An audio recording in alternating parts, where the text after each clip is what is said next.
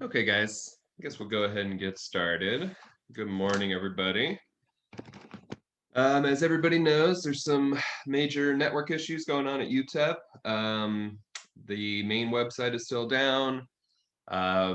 Faculty and staff still don't have access to our email. I've heard that some students have regained access to their email, but faculty and staff have not.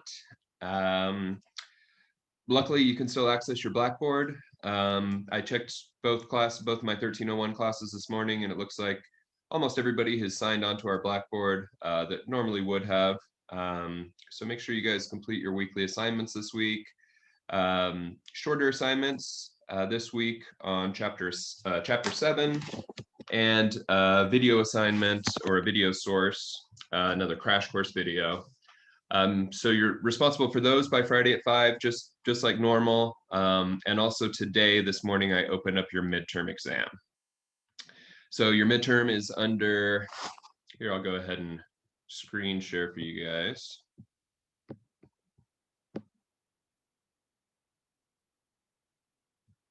All right, so your midterm is under the tab called midterm here underneath week 8. Once you guys open it, you'll have an hour and 20 minutes to complete the exam. This is including your essay and your multiple choice section. Make sure you guys have your midterm review handy to help you out with your multiple choice section, because you'll probably need the full hour and 20 minutes to complete both sections of the exam. Your multiple choice are worth 60 points. Your essay portion is worth 40 points. And it'll be available. It started today at 9 a.m. It'll be available all the way until Friday at 5 p.m. I didn't do the 24-hour window for this one since we're going through so many technical issues and stuff. So you can access the exam anytime starting today until 5 p.m. Friday. At 5 p.m. Friday, it will no longer be available, and you will no longer be able to take the midterm.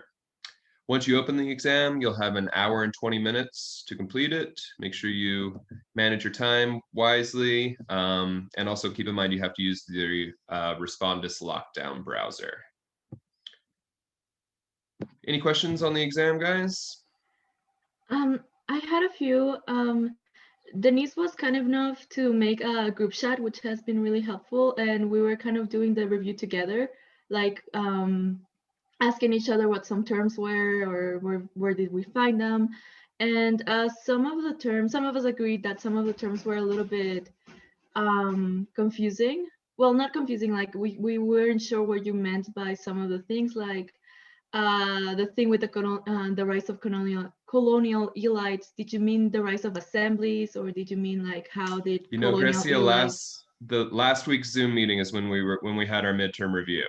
That's why I asked you guys to get your questions ready for last week's Zoom meeting, that I would set aside time to answer any questions on the review. I gave you guys ample opportunity to ask me questions, and nobody had any questions. So that period has passed. I'm sorry. It's just last week I didn't really have a microphone, and I couldn't ask, and you kind of never look at the chat where I did ask a question, but you never look at it. So yeah, sorry. Well, I'll just, yeah, thank you. Okay. Anything else, guys? Anything about the policies and procedures of the exam? Yes, for the lockdown browser. The lockdown browser already automatically takes us to UTEP to like log in for our classes. But because of this like Blackboard like shutdown, UTEP shutdown, I'm accessing Blackboard through like a specific link.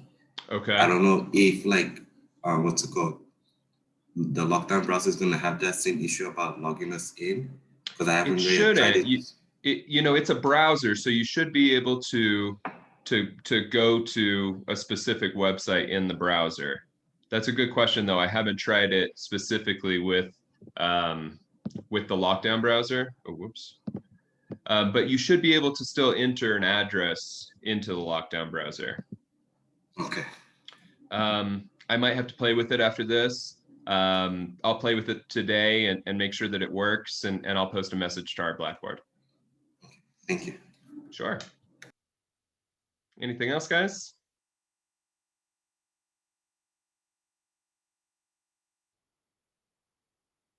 All right, well, let's get into chapter 7, founding a nation. All right, guys, so we finished up the revolution last week, or 2 weeks ago. We talked about this sort of state constitutions starting to bring up issues of liberty and state powers and voting rights, enfranchisement, definitions of freedom. You start to have some of these revolutionary thinkers start to argue what the function of the federal government should be, what functions state government should be responsible for. And today we're going to get into the arguments over the Constitution, the process of ratifying the Constitution. We're really starting to see divisions in the nation between different schools of thought, different regions, etc. So the chapter starts off talking about the nation under the Articles of Confederation. This was our first written constitution, first system of federal government. Lasted from the end of the Revolutionary War until the ratification of the actual Constitution in 1788. Went through several of its own drafts in this process. The first draft was in 77. It's finally ratified in 81. As it looks like we're going to gain our independence, the country starts to construct what the responsibilities and what powers the federal government will have. So this very much reflects the fear that a lot of Americans had over the government having too much power and infringing on individual liberties, infringing on personal liberties, personal freedoms, right? Because of this, many of these revolutionary thinkers and politicians of the time believed that the federal government should have a limited function in the American system, so that the federal government shouldn't have too much power because they're worried about the government usurping power and taking or infringing upon personal liberties. This very much goes back to these fears over installing a monarchy, or the complaints that a lot of colonial Americans had with the government structure in England, that they didn't get enough representation. They feared a monarchy or a central entity having too much influence on their personal lives, on the economic process in the country, et cetera, et cetera. So because of this, the Articles of Confederation leave the federal government with very limited powers. Everybody had one vote. It had very limited functions. There was no president to enforce the law. There was no judiciary branch to interpret what laws were made. It took incredible cooperation to get anything passed. You needed 9 out of the 13 states to ratify any decisions made under the Articles of Confederation. It was more of a egalitarian system in terms of the size of states. All states received 1 vote under the Articles of Confederation. It wasn't based on population or size, or representation wasn't determined by the influence your state had on the national government or how big it was, etc. And states largely retained their own autonomy in many ways. They retained their own sort of freedom to operate their own economic systems, to set their own laws.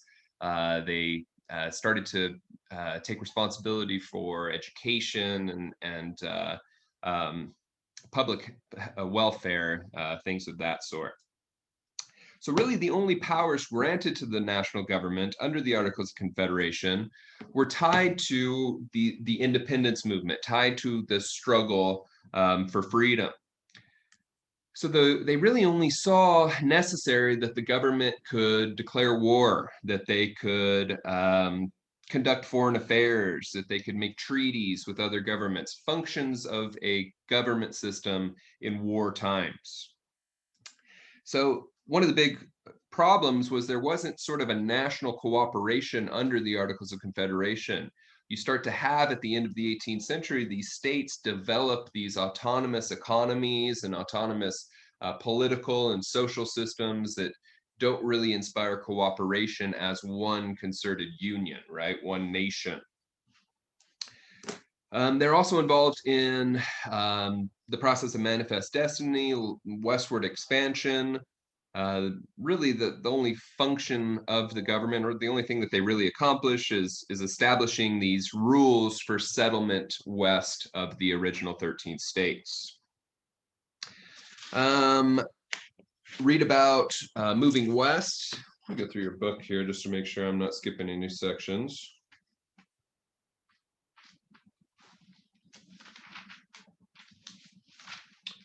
All right, so make sure you read about moving west. We've talked about this process for a long time, right? The territory is often referred to as the Old Northwest.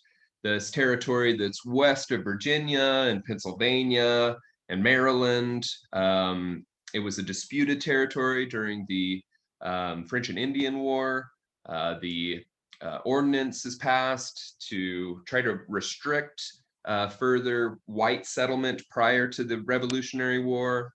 Well, after the Revolutionary War, the people are looking to the government to help facilitate westward expansion into these territories.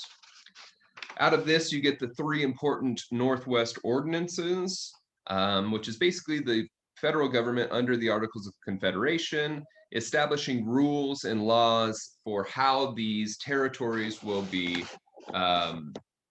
occupied and eventually will be broken up into states, will be admitted into the Union. So make sure you guys understand about the three Northwest ordinances, the Ordinance of 84, 85, and 87.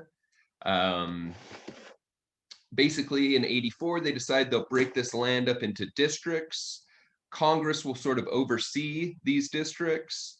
And as more and more Anglo-Americans move into these areas, they will eventually be granted statehood. So under the system, there's this sort of idea that Americans will expand their territory while also growing the size of their government, right? That eventually or initially self-government will take place. They'll be organized into districts. Eventually, Congress will oversee those districts. When they get enough white people living in those districts, they will basically create state borders and then admit and then apply for admittance into the Union.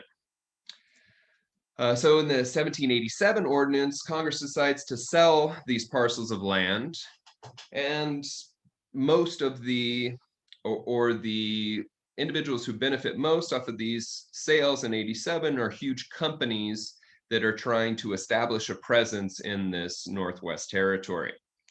So 1.5 million acres are sold to the Ohio Company, creating a settlement, a state, or a settlement that will eventually become the state of Ohio. So these are all north or northern-ish, right? Under these ordinances, they also dictate that slavery would be prohibited in these territories, that as they go through this process of organizing into districts, populating, and then being admitted into the Union, that slavery would be prohibited in these territories that become states. So again, we're having the federal government start this process of abolition that is going to gain a lot of support in the North and gain a lot of criticism from Southern states who are more and more reliant on slave societies, right? Their economies are dependent on slavery. The Articles of Confederation was not a strong enough document to hold the Union together. It didn't give the federal government enough authority. We talked a little bit last week about the financial crisis after the Revolution. After the Revolution, we lose our most significant trading partner, Great Britain. This hurts merchants and the shipbuilding industry and agriculture. We also have a dip in agriculture during the Revolution as there's fewer farmers to produce agriculture. So we have this imbalance where the market is being flooded with imports and we're not able to sell enough of our products abroad. On top of this, small farmers are really in a difficult position. Small farmers aren't able to keep up with their mortgages and their debts because the agricultural industry, or because the market for small goods and agricultural goods is so difficult. Congress also has a difficult time paying off war debts, paying bonds off to people who invested in the war itself. And so you start to have states take the lead in setting their own economic agendas. They start to establish their own tariffs. Each of these states outside of Rhode Island is in significant debt. So they start coming up with programs for debt relief. This again creates these 13 separate economic systems rather than promoting a national economy. This is one of the weaknesses of the Articles of Confederation, that it's not a strong, it doesn't have enough central authority to conduct foreign affairs to help the national economy in general. Then it gets into more and more of these sort of grassroots revolts and boycotts and challenging local bank systems, challenging local creditors. We talked about there were several incidents of mobs taking over stores because of inflation. Products were so expensive that working class and farmers and poor individuals couldn't afford to buy products. So it's becoming increasingly contentious as states are unable to regulate their economies and provide some relief from this economic recession after the revolution. The most significant of these rebellions is Shays' Rebellion. Make sure you guys read about that. Shays' Rebellion took place in Springfield, Massachusetts. And it's an incident where a group of small farmers basically got together and, using farming tools and as weapons and sort of mob violence, they take over the courthouse in Springfield, Massachusetts, so that all of their deeds and all of the documentation on their mortgages, they can destroy them. They can destroy the deeds and documentation to try to relieve these farmers and individuals of their mounting debts. They use several of the same tactics that were used in the revolution, which is interesting. These individuals are on the side that believe the revolution was a true social revolution. Remember, we talked about that there was two sort of different sides, whether you believe that this was truly a social revolution or if this was just transferring power from the hands of the political elites from Europe to the hands of colonial political elites in colonial America. So these participants in Shays' Rebellion really believe that this should have been a social revolution. This should have provided access to upward social mobility for farmers and the working class. Eventually, the governor of Massachusetts dispatches a Massachusetts militia. They put down the protesters. Thousands are arrested. This is another incident like, what did we talk about? Bacon's Rebellion, maybe, where it's sort of a small skirmish. I mean, thousands were involved. This made national headlines and things, but really the repercussions of this rebellion are much more important than the rebellion itself. We start to have a new group of politicians emerge in the 1780s who believe that the government should have more central authority, that the federal government should be stronger. We need a document to strengthen the power of the federal government. And they're often referred to as nationalists. So the rebellion, Shays' Rebellion, really strengthens the argument of these nationalists that we need to have uniform economic policies that apply to all of the states, that the government should be able to protect property owners from predatory lending and should be able to provide access to upward social mobility. So this strengthens this nationalist perception that the federal government needs to be stronger to promote national unity and to promote a concerted or uniform economy across the nation. So the two most famous nationalists are Hamilton and James Madison. Hamilton was a 20-year-old army officer in the Revolution. He was born in the British West Indies, so he is actually not eligible to run for president, but he has some very significant influence on the nationalist movement, which will eventually become the Federalist Party. And Madison, who's actually a lifelong disciple of Thomas Jefferson, who in many ways believes in the opposite of the political ideologies of the nationalists. In many ways, Thomas Jefferson will be the champion of the opposition party, which will come to be known as the Democratic Republicans. Just to make it more confusing, they're also referred to as anti-federalists.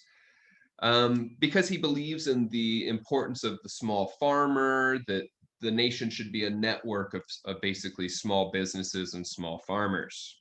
So even though Madison is a disciple of Thomas Jefferson, he does believe that the central government needs to be strengthened. So in many ways, this supports or this benefits the interests of the upper class, right? Merchants, people who invested in the war, bondholders, people who are hoping to get paid or hoping the government buys back their bonds, merchants and people who own shipping industries, transportation industries. They all want a stronger central government so that they have access to foreign markets. They want the United States to start to participate on international or global economic markets. So this again is going to spark some significant opposition, right? To a lot of Americans, this looks like, well, the political and the economic elites are trying to retain power among the elites, gain more power by strengthening the federal government. In response to this, a lot of anti-federalists will argue that states should retain as much power as possible, that the federal government poses a threat to the individual liberty of American farmers and American workers. So again, you have this debate between the power of the federal government and the liberty of the American people. We need a strong government to create economic opportunities and to bring the nation together, but many want the government to be restricted or limited in its power to ensure that individual liberties weren't infringed upon. So they begin this process of constructing a new constitution. It actually begins with a meeting in Philadelphia where initially they were going to ratify the Articles of Confederation. But when they met in May of '87 in Philadelphia, they decided to scrap the Articles of Confederation and start drafting a new constitution. We have delegates from 12 of the 13 states. The only state that abstained is Rhode Island. And this is, Shays' Rebellion is very much on the mind of these politicians, and it really helps the nationalist cause to support a stronger document, a stronger constitution that strengthens the power of the federal government. All right, so in May of '87, the convention proceeds. 55 men from 12 states show up. Make sure you guys understand the sort of demographics of people that were at the convention. This is an interesting point in American history because this is the most important step in the process of defining the Constitution, of defining the powers of the federal government. At this convention, 55 men are supposed to represent each of these 13 states, actually 12 out of these 13 states. The men that show up, however, are not accurate reflections of the demographics that they're supposed to represent back home, right? So you have very educated, very wealthy, very high class, sort of this aristocracy showing up to the convention claiming to basically represent all of the people of their state. So it's an interesting contrast, who's actually writing the parameters of the Constitution and who they actually represent. So out of these debates in the Constitutional Convention, you have two sides emerge. Like I said, the anti-federalists supporting states' rights, limitations of the federal government, protecting personal liberties, and the federalists, who are nationalists, who want to strengthen the power of the federal government, create a concerted economic agenda for all states, facilitate international diplomacy, facilitate international trade, etc. So they start to write essays, right? This is very much like the process that we talked about with these state constitutions or with the revolution itself. These political essays that are published in newspapers and published across the country to try to argue their stance as to what the federal government should look like. So they make an agreement to establish a republic. And in this republic, they'll divide powers between three branches.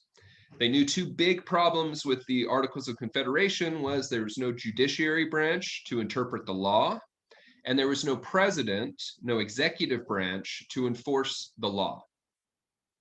So they agree to three branches of government, a legislative, an executive, and a judiciary. And they grant Congress the power to raise money without help from the states. This gives an economic authority to the federal government.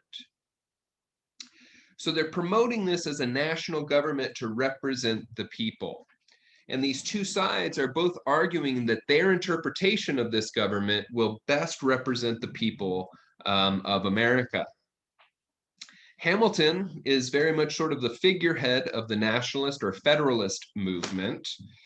And many start to see him as someone who wants the federal government to have too much power. One example of this is he proposes that the president and members of the Senate should serve life terms. This is an interesting moment in the convention because this receives virtually no support. This really shows the nationalists that the delegates here, if they are to reflect the American people, are really still worried about the impact or still worried about the negative influence of a monarchy or of a government that can take too much power. So these two groups start to write their own plans for how Congress will look to try to more equitably distribute power within the federal government.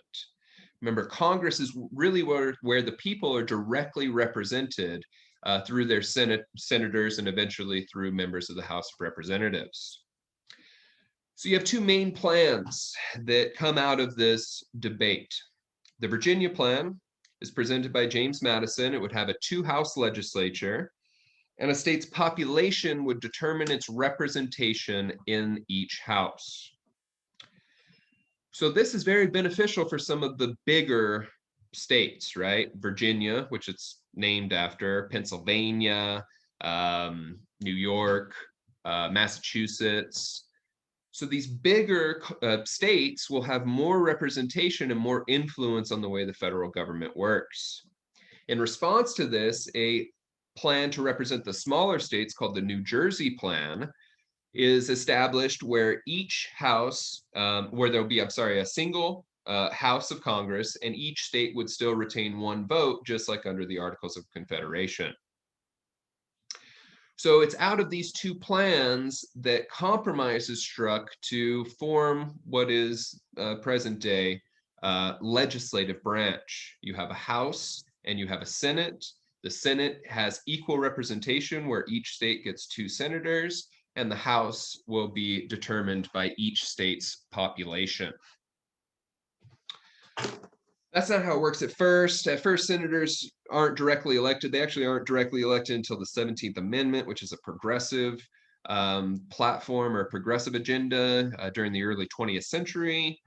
But this compromise does represent an expansion of democracy in a few ways. One, directly electing members of the House is directly electing your representatives into Congress. This has not been done under the Articles of Confederation, who appointed their members into, or appointed their representatives under the Articles of Confederation. So this direct election of a national official is an expansion of democracy because you have more of a say in who represents you in the Congress. Also under the Constitution, it's written that there will be no property qualifications or no religious qualifications to vote. These are both significant expansions of democracy. Remember, under or prior to the Constitution, each state determined their own voting statuses or qualifications to vote, often held religious qualifications or property qualifications. Well, during this debate, they also come up with, or they also present some restrictions to democracy. Many of these delegates are, like I said, they're part of this aristocracy, this elite class of American businessmen and politicians. And many of them fear that too much direct elections will be too susceptible to public enthusiasms. So they believe that the public is too easily swayed one way or another, that they are basically incapable of directly electing all of their representatives. This is when electoral delegates or the electoral college system is adopted. This is a restriction of democracy, right? This is an idea that, oh, Americans are too dumb to directly elect the people that they want to represent them. So we'll have delegates who are, prominent, well-educated men who will take the recommendation of their constituents, of the people that are voting, and they'll cast the actual vote for these representatives.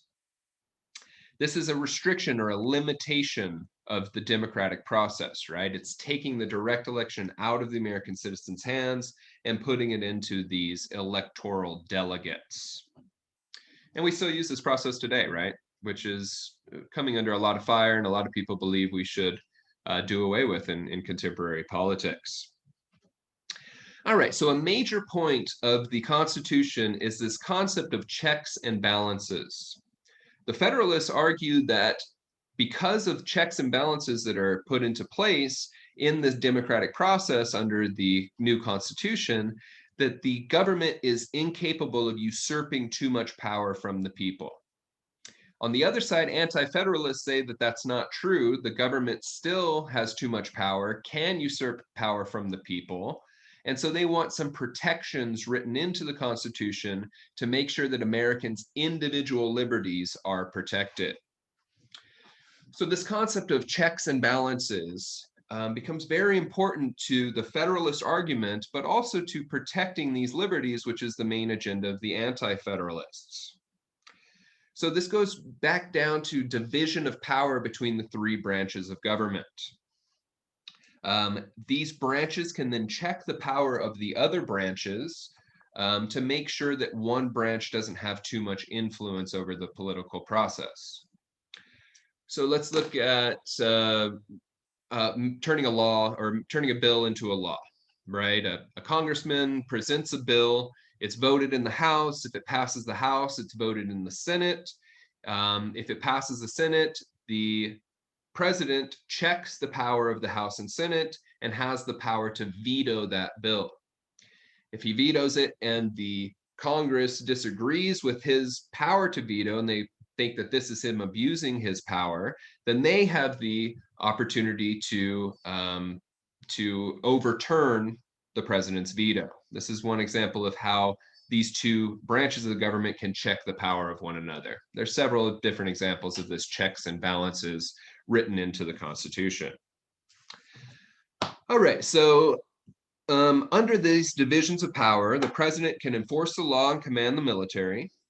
Congress, the legislative branch, levies taxes, has the power of the purse, as they say, can borrow money, regulate commerce. Congress itself is the only branch that can declare war. Thankfully, we did not grant the president the authority to declare war without the authorization of Congress. Congress also deals with foreign nations. And then the judiciary branch's main function is to interpret laws passed by the legislative branch. All right, everybody understand division of powers and how checks and balances work?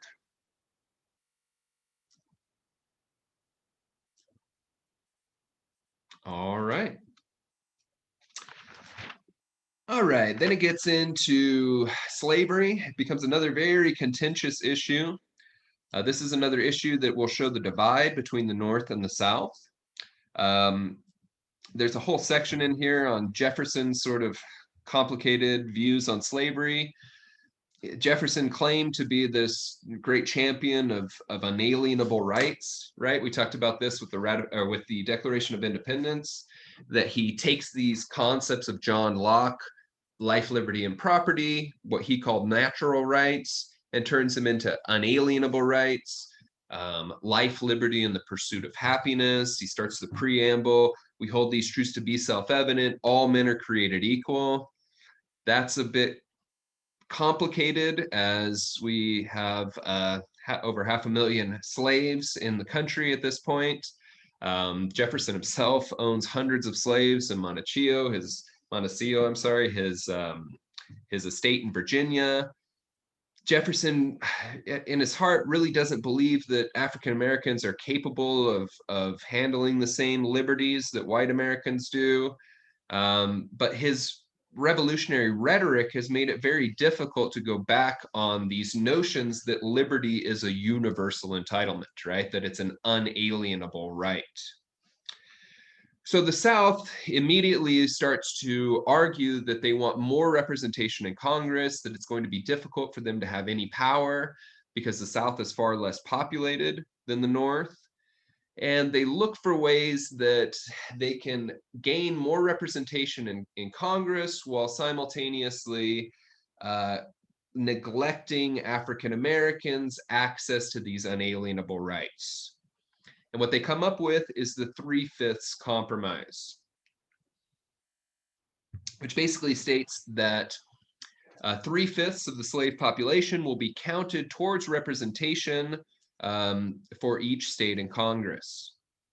So this is literally looking at a group of people that have been commodified in the South, have been stripped of their humanity, have literally been commodified by the law, and trying to define them as people based on population, while still trying to restrict their human rights as property of their owners. So this is a very contradictory concept where they say, well, we don't want Blacks to have any unalienable rights or any of their own freedoms, but we still want them to count towards our population records, towards our representation in Congress.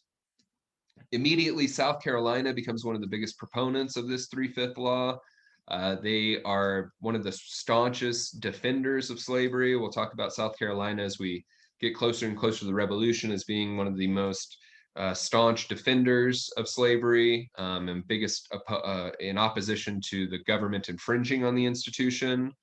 They also have to deal with the slave trade clause, which allows the slave trade to continue until 1808, even though the North has largely taken steps to abolish slavery altogether. They also have to pass the fugitive slave law, which dictates that slaves who run away from into free states are still considered fugitives. They can be abducted and taken back to the South and forced back into slavery.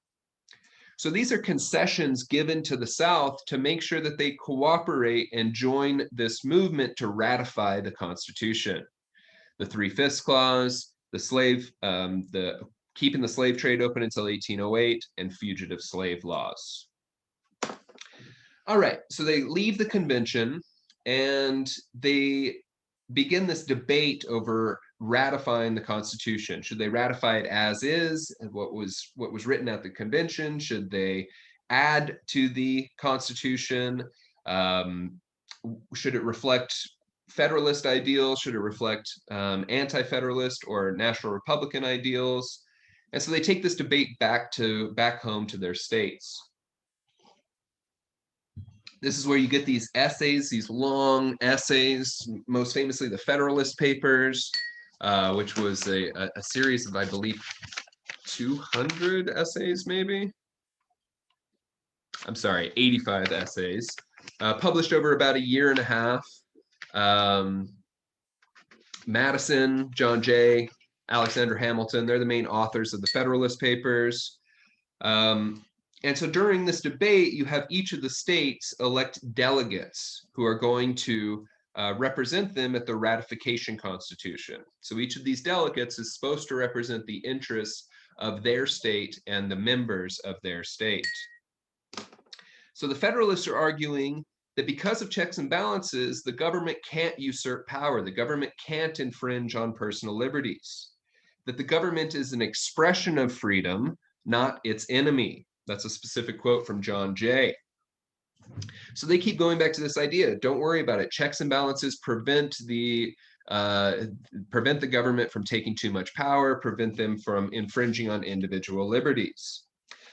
On the other side, you have these revolutionary thinkers like Sam Adams and Patrick Henry, who support anti-federalist agendas that believe the Constitution gives too much authority to the federal government.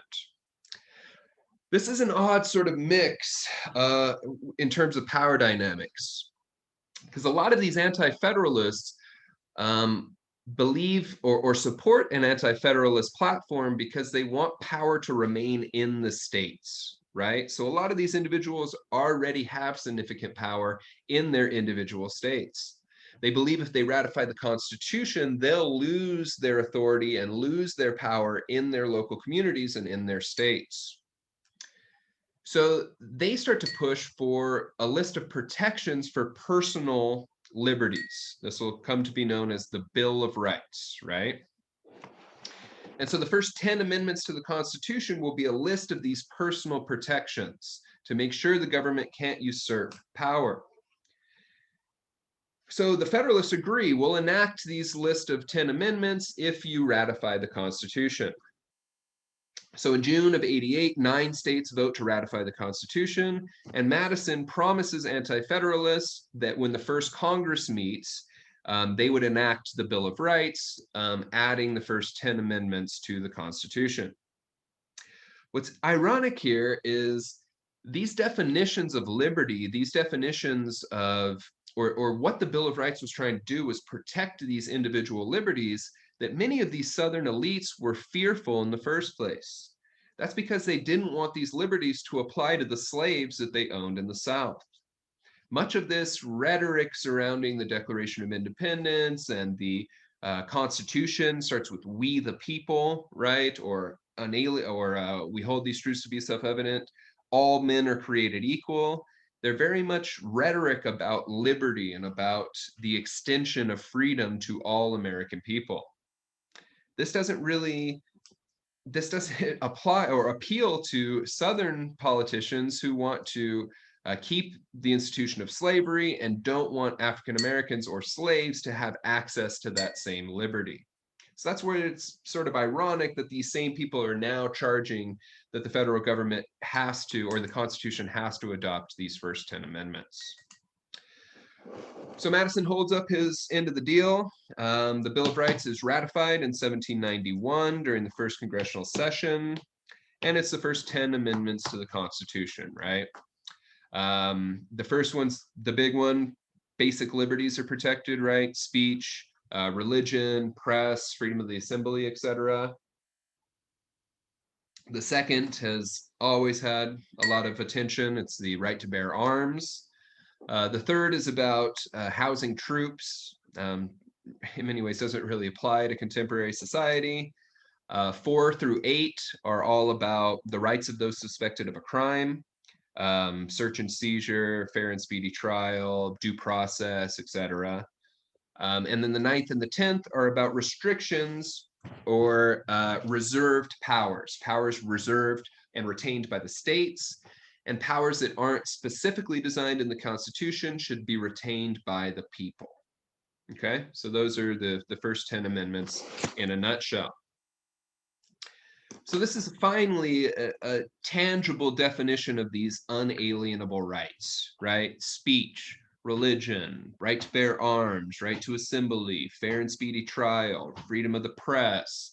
These are all these unalienable or natural rights that Thomas Jefferson and these architects of the Declaration of Independence and Constitution have been trying to define. All right, the Constitution is a unlike the Declaration of Independence, makes no mention of God. It is a secular document. It prohibits the federal government from legislating on the subject of freedom. That's a big deal. And then we'll see that these political groups start to become increasingly complicated.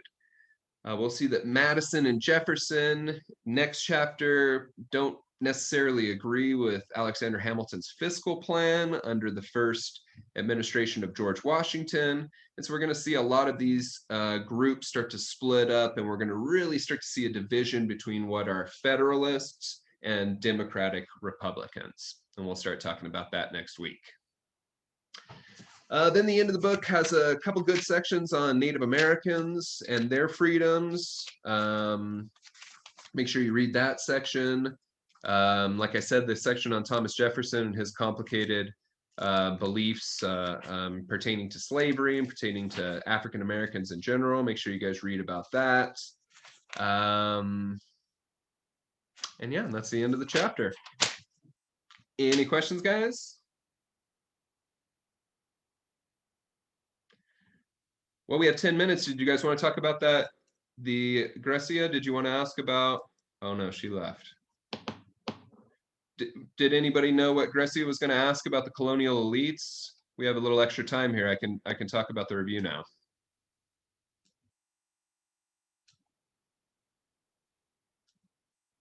No? Okay. All right, guys, any questions about the midterm? Anything else about this week's work? Sorry, you said the midterms worth 60 points and then the essays worth like 40 points. Yeah, so the whole midterm's worth 100. The multiple Okay. choice are worth 60, and the essay's worth 40. Okay. What's it called? Can I ask like how long you want the essay to be? Because you know, as we're taking like the quizzes, you give us like an hour, or like some of us have like shorter responses, and it takes me like a long time to like come up with short responses, and so I don't finish some of the short responses on time, especially the last one. That's why I'm Okay. asking like.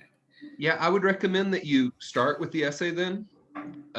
Read the essay question, maybe make a little outline of what you're going to talk about, and then go back and do the multiple choice, and then maybe go back and write your essay. That might help manage your time a little better.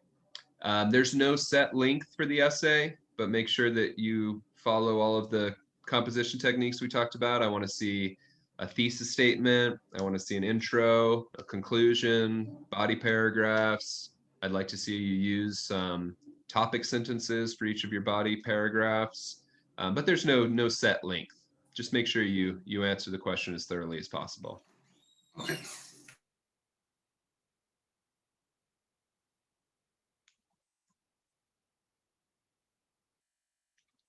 All right, any other questions on the review, guys? I wish Grecia wouldn't have left. Okay. Well, good luck on your. Sorry. So if we can take up the questions right now, because you know, as we're reading, as like we're going through our review, can we like email you the questions or something? Because No, right I now don't. they can't. I don't have come up access on to top of email. it. Yeah, that's true. Yeah, I don't have access to my email. So, like I said, guys, you guys got to do these reviews and prepare. You know, I'm a really good resource.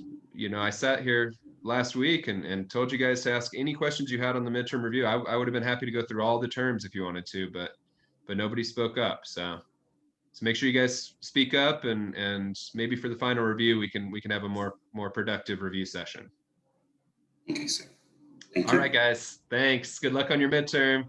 Have a good spring break. I'll see you guys in 2 weeks. 2 weeks? Next week is spring break. No. So that means after next week. That's Yep. when we see us. So Oh, in yeah. a week. Don't scare me like that, mister. A week from Wednesday, I'll see you. Yes. All right. Have a good day. Bye-bye, guys. Just